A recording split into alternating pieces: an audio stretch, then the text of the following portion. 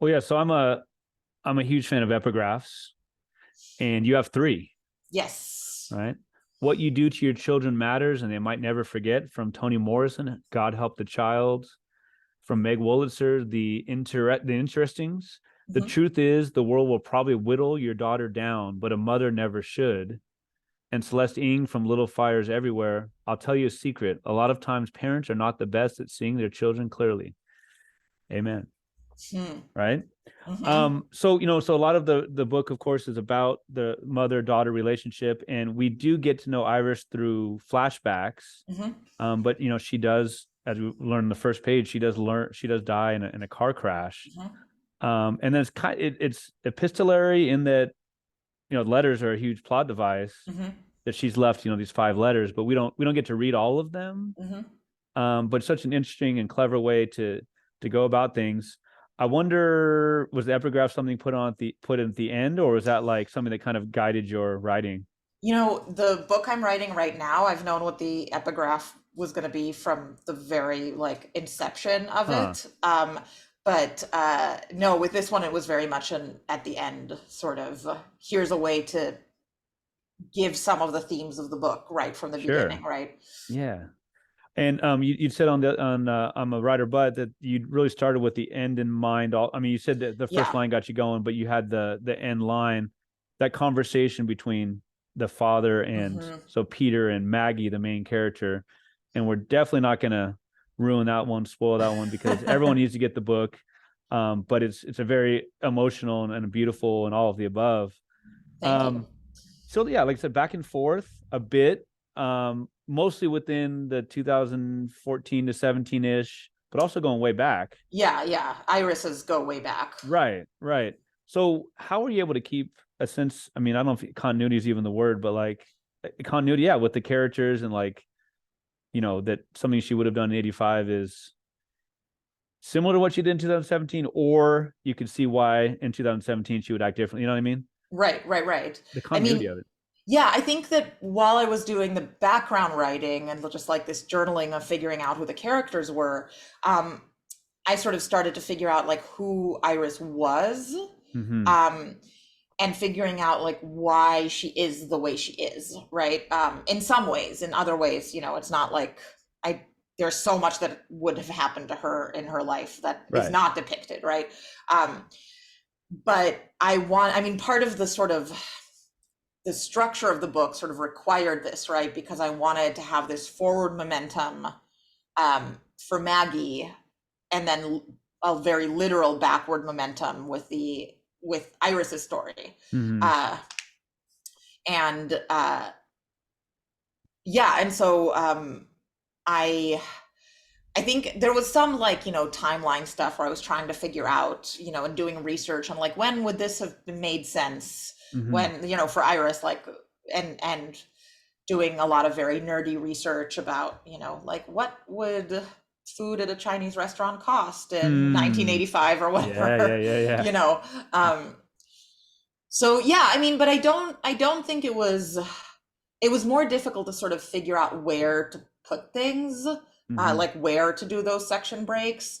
Um, and I shifted them around a bit, but usually it was pretty clear to me because it was sort of like when Maggie meets one of the men, Right. that's when we get Iris's perspective. We get to know them in the present tense, and then what Yeah, was it like? What was their relationship like? Yeah. exactly. You just talked about like, and it's not exactly the same thing, but well, so like after the death, Maggie, and she goes on this road trip, and we'll talk about that in a Hmm. minute. But like, things like she'll stop and she checks her Facebook, she checks her social media, Hmm. and at first she's hesitant to put anything up about her mother's death, but and her brother does. But Hmm. just this idea of like, one, like, why isn't the world stopped? I think we all know this when we've lost a loved one. Why isn't the world stopping? Right, Don't they know? right. Right? Why is the sun still shining? Why do people still, the line from the book is like, the world is a tilt, and she can't believe it. But I guess like and you talk about the connection between like sex and death, Hmm. Hmm. and even like just like, do you do a selfie? Right. Your mom's just died. Like, is there a right way to Yeah. smile? Do you smile because you loved your mom? Do Hmm. you do you cry in the, you know what I mean? Like in Yeah. performance and all of that. So I wonder kind of what you mean by like the connection between sex and death and how that manifests in the book. Yeah, well, I mean, in terms of social media, I think it's just that like we, it's part of dealing with death now, It like if is, if right. you are a person who is on social media, it's FOMO. yeah, I mean, but also like it's useful in a way, right? Because you don't have to make individual calls to Yes. everybody. Yeah. Um, Not everybody is necessarily going to be able to afford like an obituary in the paper, so you Mm. can freely tell people here's when the funeral is. But it's also weird in the ways that you're saying, right? Yeah. Like the performativity of it. How do you Mhm. decide to portray yourself? Right. Um, do you even think about it in the moment, or do you not think about it? How Hmm. self-conscious are you whenever you're approaching social media? Hmm. In terms of sex and death, I mean, I feel like they're two sort of they're two sides of the same coin in a Mm. sense, in that like the sex drive, right, is, I mean, in psychology that's like the life drive, right? And the death drive is sort of the entropy destruction drive. Mm. And I feel like they're always connected, not just because of like, sex is what creates life, but also just the idea that like, living, not that sex is at all required for living well, obviously, but I just mean in terms of like some kind of heightened emotion, right? Like an Hmm. intensity of emotion and an intensity of physical feeling. And whether that's literally in sex or just that intensity through other things, it that is sort of how, we know we're most alive, right? Like that's how Mm. we've always, I feel like we've thought about it, as like the most alive, like culturally we think of it as like Yeah. the Yeah. most Yeah. alive space. um and death is inevitable, right? Like uh and I also think that when, I mean, there's a reason why, I think, what is it, the French term for an orgasm is a little death, right? Le petit mot or something like that. Right, Le yeah, mot petit. exactly. Yeah. And so I think that we've long connected these things just Hmm. as human beings, Hmm. um, and so I just find it sort of fascinating to think about how those things are connected, just because of how they're about like living as alive as your body can be Sure. and disappearing. Yeah, no, and it makes a lot of sense. And with in the book with like Harold, who's a much older man in Hmm. 2017, almost like you can't imagine him having sex, like Hmm. Maggie can't. And but yeah, like you talk about like this idea of being the most alive, and then I'm not saying anything original here, but this idea of like if a woman is 45 or 50 or 55, in Hollywood, she's not seen as a sex symbol Oh or yeah. right, No, she's a whatever. grandmother if the minute she Right, turns 50. right. She gets the different roles, right? Yeah. And then all those things about like being the most alive, and therefore youth is representative as the most alive, and that's thought it to be sexual and playful. And Right. yeah. So Peter is the father, Hmm. and upon his wife's death, I mean, he's frozen. Yeah. I mean, he can't. His voice doesn't go above a peep. I mean, he's almost literally frozen. He doesn't know what to do. He doesn't seem to want to do anything. Nothing. Yeah. He's emotionless, even though we know Yeah. he's so emotional. Yeah. Did I make a huge discovery that Peter, like my name, great name, Yes. also means rock, and he's the rock for the family? Or am I seeing too much into it? I don't think that was on purpose, but it Dang makes it! total sense because he Dang is the it! rock for the family. Dang it! He really is. So it was, He I really mean, is. it might have been unconscious on Okay. my part. Okay. All right. Yeah. All right. But he's the one who cooked and cleaned, growing Hmm. up. He's the one who, quote, made the house a home. Hmm. Maggie describes him as paternal and maternal, Hmm. because Iris was always out. She's like a Event planner, planner. Yeah. corporate Corporate event event planner, planner. right? So Yeah. she's always out. They live in Oxnard, which is kind of close to LA, and she's Hmm. in Vegas, she's in LA, she's all over. Hmm. And he's always the one, in the stereotypical maternal role, Hmm. the one who stays home. She's the one, ostensibly who's out there for her career, and she's Right. always so busy, right? Hmm. She's also described as, and I know you've written a lot about this on your own. She's also like big into like true crime and detective, Yeah. right? She loved that Jeffrey Dahmer. She was interested in the Jeffrey Dahmer verdicts back in the day, Yeah. Yeah. right? And because she's totally aware of, she feels like she can become more aware of evil in the world. She's like more in control. Hmm. I wonder, like, and it's not really even referenced much at all in the book. Like, is there a like ancestral trauma like from like her parents being survivors of the camps? Yes. Like, is that a Yes, fair and I reading think of that? that's yes, and I mean I think that that's definitely why she is drawn to mysteries and to knowing like just feeling like she needs to be in control and prepared, you know. Yeah. I mean, and there are other things in the book too that sort of signal to her need for control, right? Right. And for compartmentalization on her, everything that needs to be like on her terms, right? Mm-hmm. Um, so yeah, I mean, I think that that's definitely ancestral trauma, like intergenerational trauma for sure. Intergenerational is the word I was looking for. Yeah. Yeah. And then of course, so Shlomo was her first husband, Hmm. was a rabbi, and he was an abuser. Hmm. And so obviously, like you said, I mean, there are reasons why she would be so protective and want to make Hmm. sure she's in control because she wasn't Right. in that relationship.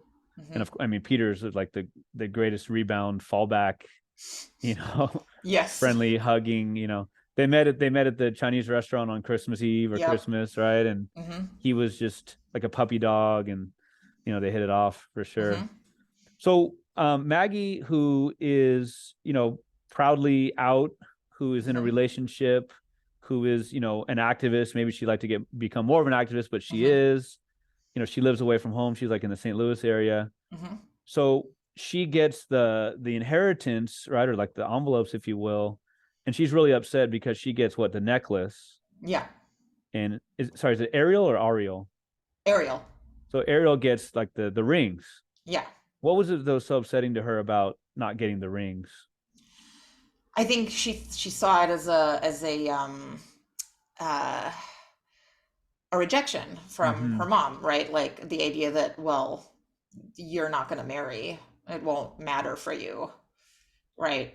Because, or it won't mean as much to you. So that's how she reads it, you know? Mm-hmm. Um, and that's hurtful. She also doesn't know that like the amber is, significant in a different way, but, Mm-hmm. you know, Right.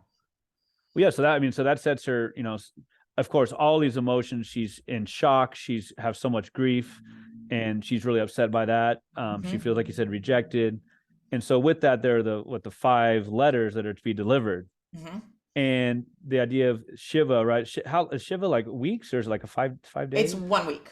It's one Yeah. week, right? Like Yeah. sitting in Shiva and like hmm the mourning, and she just does not want to be around. Right. Ariel's annoying, or she's guilty, or she feels guilty because maybe he's feeling it in a different way. I don't know, right? But and then Yeah. her dad unfortunately is so passive that Yeah. she's like, "Peace, I'm getting on the road," Yep. Yep. right? And like I said, such a cool plot device where she's able to get to know her mom so much, to dropping off these letters. As she starts to meet these men and realize that they were, like the title, her mother's lovers, hmm she's just asking them and asking her, like, how could her mom have done this? Right. How much of it is her feeling like hurt for herself, hurt for her dad? Like, what is she so upset about? I mean, it I seems think obvious. all of those things, right? I Yeah. mean, I think she's hurt that the idea that like she thought her mom was always working and Mm-hmm. that's why she wasn't at home, but she was also having this like adventurous, sexy life. She was. She thinks she's hurt, because how dare she do this to my dad, who's the best dad in the world, Hmm. right? I think there's also just this kind of, I think there's I think she's probably a little indignant, right? Yeah. Like Yeah. Yeah. like I'm the youth. I'm the person who's supposed to be going out and having a Right. bunch of sex. Like how dare you? This is not what parents are supposed to do. Uh-huh. Um so I think there's, and also I think just again like this idea that she didn't know, right? The idea that she's not going to get to ask her mom about Yeah. this ever. That Yeah. her mom cannot give her answers. And I think that that's probably one of the biggest parts because, like, anytime she yells or gets annoyed at one of the men or one of the people around one of the men, she's, I mean, in my imagination anyway, it's like she really wants to be yelling at her mom, but her mom Yeah. isn't around for her to yell at, Yes. right? And that was one of the things that I really wanted to explore is anger because I don't think anger tends to get as much time as sadness as a grief response in literature and movies. Just we talk about grief often as like a sadness or a depression, Yeah. and I feel like it's so much more complicated than that because and grief also can change over time, right? Yeah. Like you might feel sad at the beginning and then 5 years later you'll suddenly be like, wait, he did this thing, she did that thing, how dare, why was I okay with it, like all of this stuff. And I feel like anger is just a response that we don't like to look at very Yeah. much, Yeah. especially from women, especially in this country. Yeah, you do a great job with the grief, and like you said, the anger is such a part of it, and it's a justified anger. It's an anger at the universe, right? For like, Yeah. why didn't we have more time? Hmm. Because it wasn't all hate between the two. I mean, there was a No. lot of love and beautiful times for sure, right? Yeah, but I think that sort of Maggie is pulled away over time, right? Because she's prickly. She's a Yeah, prickly person. yeah, but yeah, like you said, I mean, just like the road trip and the Hmm. way that it plays out in that week or so after her death is such a great way to show the different stages. Hmm. And again, who knows what's going to be like in 4 years and 6 years and 10 years, Or but two like, weeks. or 2 weeks, Yeah. right? But it's such a built-in way, through going to different places, right? The whole, I think of like Ulysses, right? Hmm. This idea of people, men going, in that case, men going to different islands and being different people, and Hmm. how travel changes us. She goes to Vegas. She goes to Sacktown, where I'm from, where I'm Oh, living. Yeah, sweet. yeah, yeah. I like Yeah. that. Yeah, I was hoping you would do more like description of like the buildings. I want to know like what Sorry. suburb. No, I'm just kidding. I mean, I will say, at some point, I had an address. Like, I knew Okay. where that house was. Yeah. But I mean, it might be somewhere in my notes still, because I was doing a lot of Google Mapsing, and Google Street Viewing while I was writing, because I was living in Yes. Nebraska and not in California at Right, all. right, right, right. Absolutely. But yeah, so so through her journey, we get to know a lot about her past with her mom, Hmm. and how she is. I'm talking about Maggie, how why she is the way she is, and she's known to Hmm. be like dependable Hmm. in many ways among her friends, like among like the younger people. Like she has a 9 to 5, Yep. she has a steady paycheck. She works for Hmm. insurance, right? Hmm. And we get to know, we could see why she has commitment issues. Hmm. She's with a everything's Lucia Hmm. seems to be a beautiful girlfriend for her. Seems Hmm. she's a rock. She's helpful. She's creative. She's loving. But as the texts go on, as the days go on, how come she hasn't responded? We can all Hmm. relate to that, right? Hmm. How come she didn't Hmm. respond right away? Right. Why was that word in there? Right. Why was it but and not and? Right. Those type of things, right? Hmm. Hmm. Uh, so some of the men are older. Yes. Some of the men they're all seemingly decent men, Yeah, I right? think so. Right? They so there's Liam, for example, who is a trans man, Yes. right? And so those are the type of things that she finds out talking about Maggie, and it's like, Hmm. but why was she so distant with me? Why would she not mention that I'm in a relationship, or look the other way, or not, Hmm. meet it head on? Hmm. And she's just able to see like her mom in that way, even that her mom was in a relationship with with an addict Yeah. way back in the day, right? Hmm. Who unfortunately had passed away. Hmm. Um, I wonder about the commitment issues, how much you kind of try to play that up with Maggie. I think a lot. And I think, people tend to ask me, like, how much of Maggie is me? And I always say very little, because Maggie has way more game than me. Maggie is way more confident than I am. She's way more comfortable at being like with being kind of a dick to people, um, when she needs to be. Sure. And I tend to think that I'm more like Iris in some ways, Mm, actually, but with Maggie, I think the this sort of conceptual commitment issue, I think, was drawn from a certain part of my life. mhm, Um, but I also think that I think it was sort of self-sabotage on her part. A mhm. lot of it, I feel like, really, it's not so much that she has commitment issues. It's more that, she doesn't, if she felt like she wasn't in a good fit with someone, she didn't know how to end it, so she would cheat, Yeah. when she was younger. Right. And I think that because of that, she sees that as like commitment issues, when I think it's really more like, I don't know how to get out of things issues. Yeah. What if she would have cheated with Nellie, who's this woman she meets on the road? Would this have been a whole different book, or is that just I think so, we'll never know? We'll probably. I never mean, we'll know. never know. We'll never Yeah. know. Yeah. So you're saying you think like again, commitment issue is kind of like an umbrella term, and Yeah. it's kind of vague and kind of generic, but like, so do you feel it's more like when I think of commitment issues, sometimes I think of like, well, the way that she talks about it, like wondering like, hey, do you still want to stay with me, Lucia? Like think of Yeah. that more of like a self-confidence, self-esteem issue, Yeah. Yeah. but I don't necessarily think of her as someone lacking it. Right. I think that she lacks it in this relationship because it's so good. And she's like, Yeah. Oh, okay. how? And also, I think because, like, again, her mom just died. They haven't been together that long. Mm-hmm. And, like, wouldn't a person run when Right. there's a big thing? Because people do that, especially with death. People disappear. Yeah. People feel like they can't handle it right now, especially again in a newish relationship, right? Like, Yeah. do you want to deal with someone who's grieving?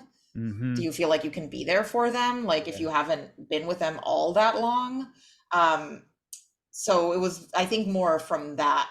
That's what she felt. I think also it was projection, right? Because I think she thinks she would have run Right. if the situation was reversed. Right. And almost like couldn't blame a person Right. for doing that, right? Yeah. Like she said, I forget exactly who, but there were at least one or two in the book where, like you talk about, I think someone so and so got like Alzheimer's and the wife left, or so and so got like a diagnosis and left, and yeah, I mean, you again with grief, like I mean, I've seen that, just the idea of like people, we don't know how to talk about death, and Or again, I'm not, sickness. Yeah. or sickness, right? We don't know how to talk about it, and it's like, so we don't. Right. And by we, I mean, I think Americans, especially white Americans, are very particularly, like WASP culture, I think, is a lot of this, like the Protestant Puritan, sort of right. Puritan and Protestant sort of stuff. Yeah.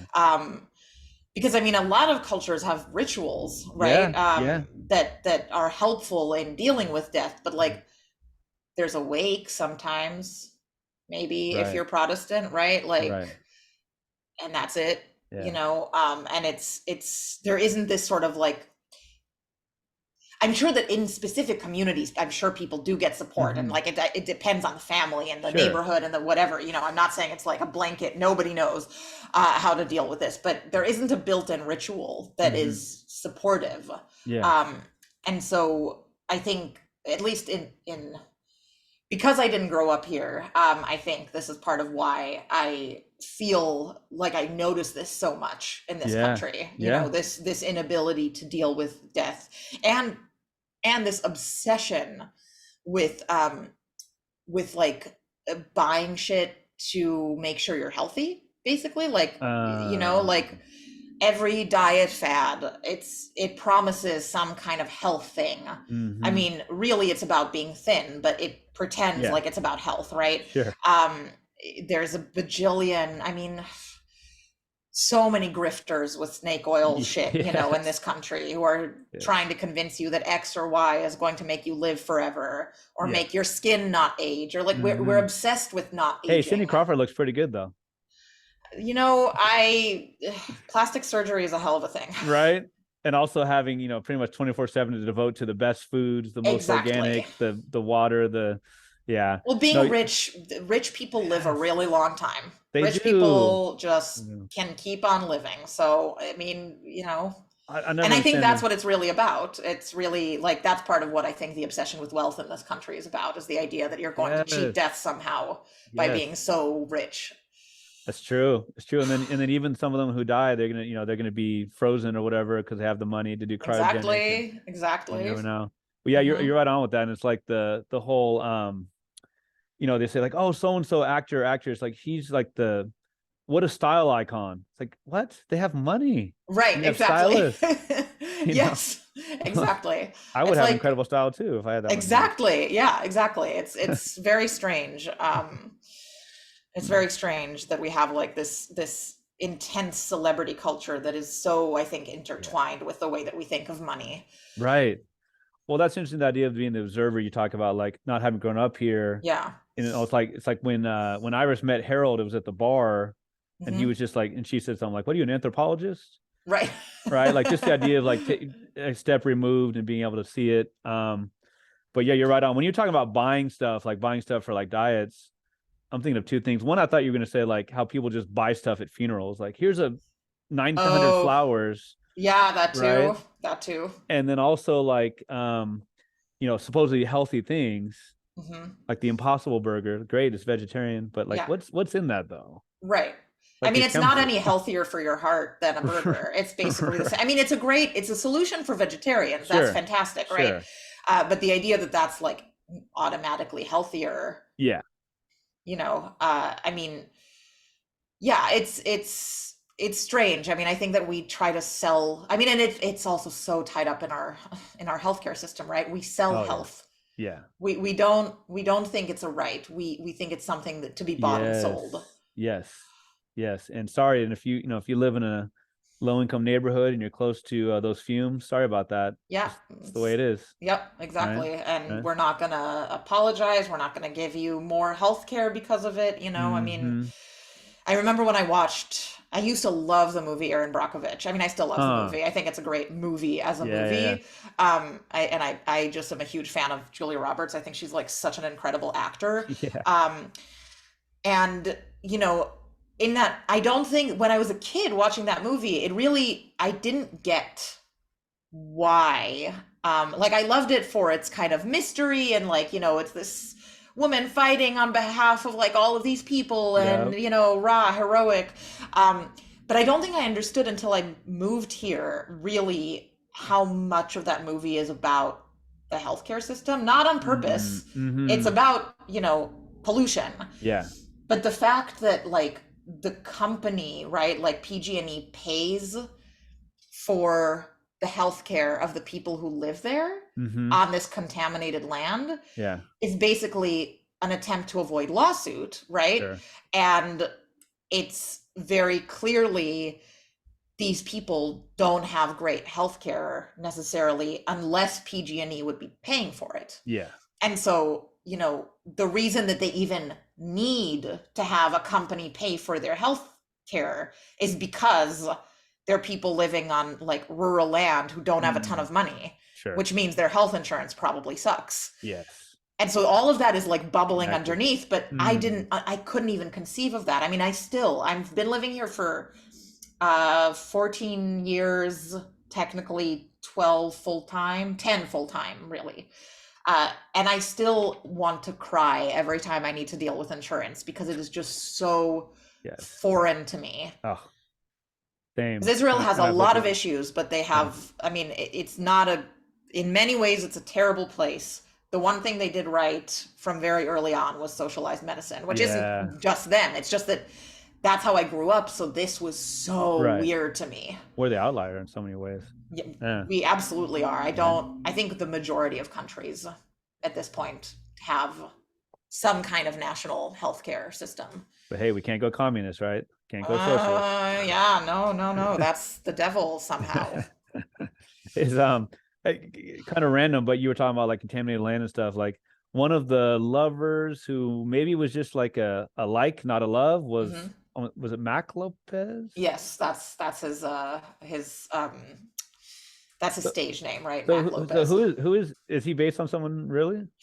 So, I mean, You don't have to say it if you don't. he's not based on. It's not someone I know, but it's an actor that I really love, and he was sort of an homage to that actor because I Ah, wanted that actor to have an explosive career and have way yeah. more success than he actually had at the time. Okay. Now he's the star of his own TV show, so like it's Mm. happening for him exactly like I hoped it would one day because he's Was amazing.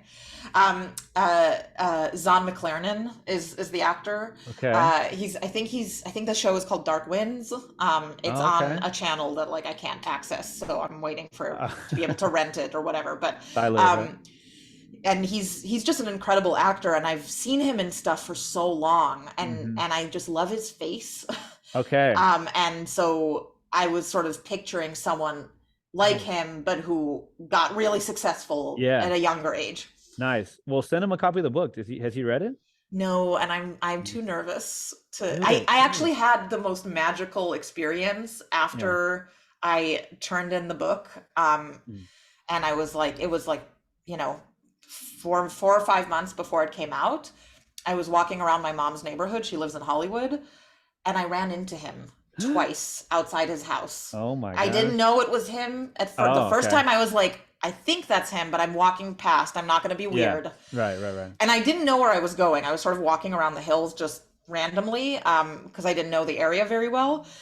And the day after, I was doing another walk because I walk like 3 to 4 miles every day for. Dang. Otherwise, I'm very antsy, so I need to do Mhm. that for my mental health. And the second day, I was again reading because I read while I walk because I'm weird. And the second day, I had like I don't think I had like an overshirt on, so my tattoos were showing. And he was coming out again from his house. So I'm assuming like maybe he was filming something, right? And had a Mm. similar schedule both days or something because Yeah. I was walking at about the same time. Um, and he was coming out of his house and going to his car. And this time I was like, that's him. That's definitely him. Hmm. And he just says, nice art. And I Hey. was like, I think he's talking about my tattoos. And then I realized like, oh, he means my tattoos. And I yell back, thank you. Huh. And so it felt like this amazing omen that I just happened to Yeah. walk by him Yeah. 2 days in a row, not on purpose. I could Yeah. never remember. I don't remember where it is. Like I could never Whoa. replicate the experience. You know, Yeah, it's yeah, yeah, yeah, somewhere yeah. there Huh. in these hills. I don't remember where. I don't remember what turn. It's not like I can stalk him now, and I would never. But like it was just so random, and it felt really magical. It was like one of those weird coincidence universe things. Okay, so when he said nice art, he meant your book. There See? you See? go. There you See? go. Oh man. Well, it is a heck of a book, and there's so much about the ending that really changes everything or many things.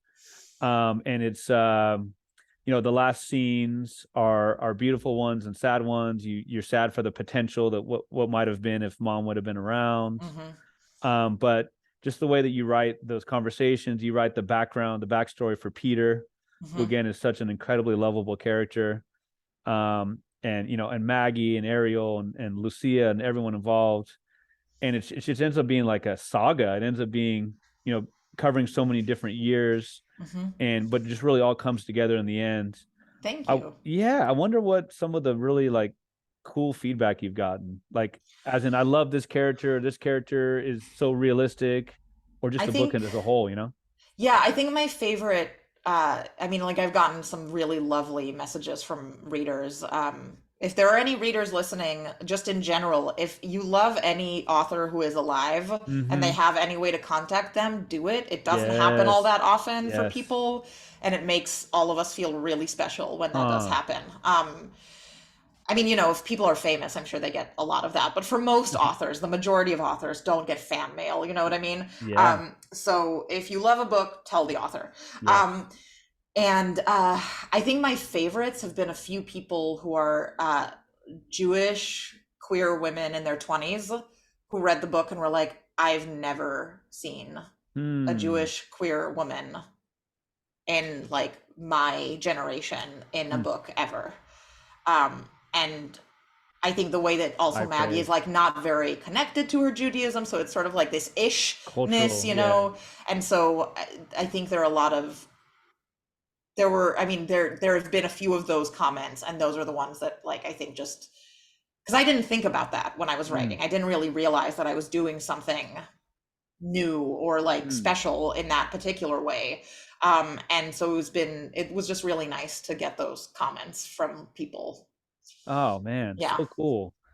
I've always wanted to be a type of. I've always wanted to have taken after like Terry Gross. Oh, You yes, yes, yes. you said for the Other Stories podcast, which ran for 272 episodes. I'll make Yes. sure to put links to it in the show Thank notes. you. Yeah. It's a big 280 backlog. authors. Yep. Yeah. Ran the gamut of writers. It's 5 years plus. And you Hmm. you said on the last episode, quote, I wanted to be a kind of Terry Gross or Deborah Treesman, yeah. Treisman for emerging writers.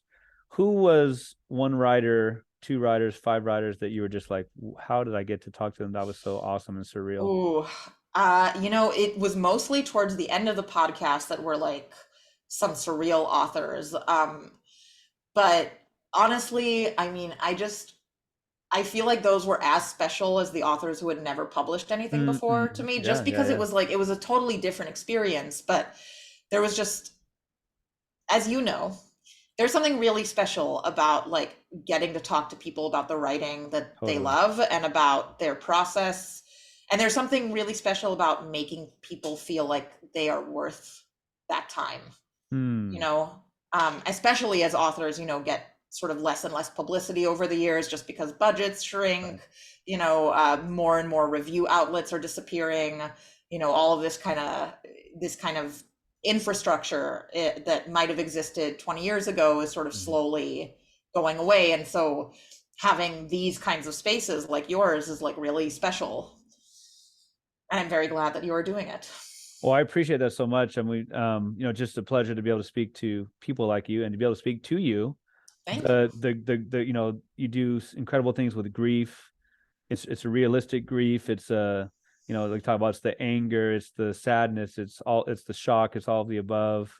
It's not didactic. It's not, a nonfiction thing about grief Hmm. and things we should do, but it's just there's so many things there about family, about loss, about mother-daughter relationships, about, family relationships and the different ways we make family. Hmm. And so just, again, just a huge thanks and congratulations on a heck of a book. Thank you. Thank you so much, Peter. And thank you for your time. This has been so wonderful. It's been such a pleasure talking to you. Thank you. Thank you.